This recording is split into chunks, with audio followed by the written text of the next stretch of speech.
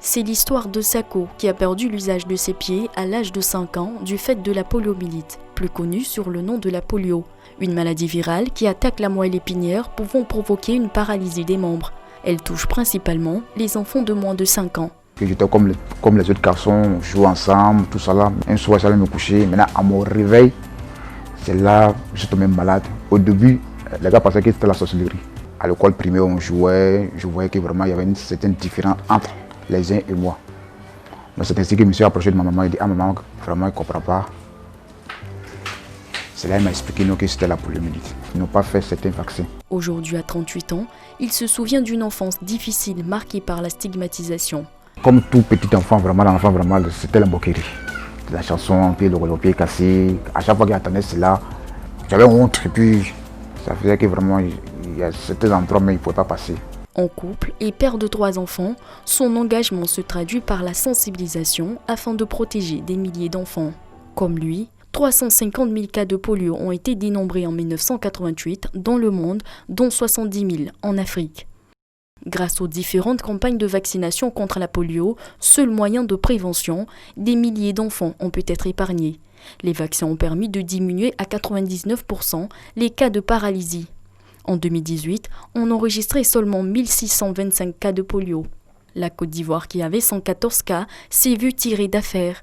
Les derniers cas de polio de type 2 et 3 ont été signalés respectivement en 1997 et en 2011, résultat d'une large couverture vaccinale sur l'ensemble du territoire national. Le pays est déclaré libre du poliovirus sauvage en 2015. Un bon point, pas que pour la Côte d'Ivoire. Le 25 août 2020, l'Afrique fait la une des médias.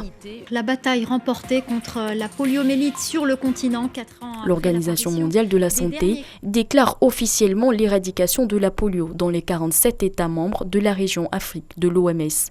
Une bonne nouvelle qui donne aux scientifiques l'espoir que ce fléau puisse un jour être mondialement éradiqué, car l'Asie et le Moyen-Orient connaissent encore des cas. Le défi pour les 47 États membres de la région Afrique est à présent de maintenir le niveau d'immunité requis pour conserver les acquis. Seulement, en pleine crise sanitaire mondiale du coronavirus, un cas de polio est signalé à Boissot. Il ne s'agit pas du poliovirus sauvage, mais plutôt d'un autre type de poliovirus. On a réussi à éradiquer le poliovirus sauvage, mais on a un autre type de poliovirus contre lequel on va vacciner. On a eu cette année 37 cas d'enfants paralysés dus à ce microbe. Nous sommes au bout d'une éradication totale de la poliomyélite en Afrique. Le Ghana, la Guinée, le Burkina Faso ou encore la République démocratique du Congo ont en effet signalé des cas de polio de ce type. On est dans le plan de réponse. Il est prévu de vacciner l'ensemble des enfants du pays.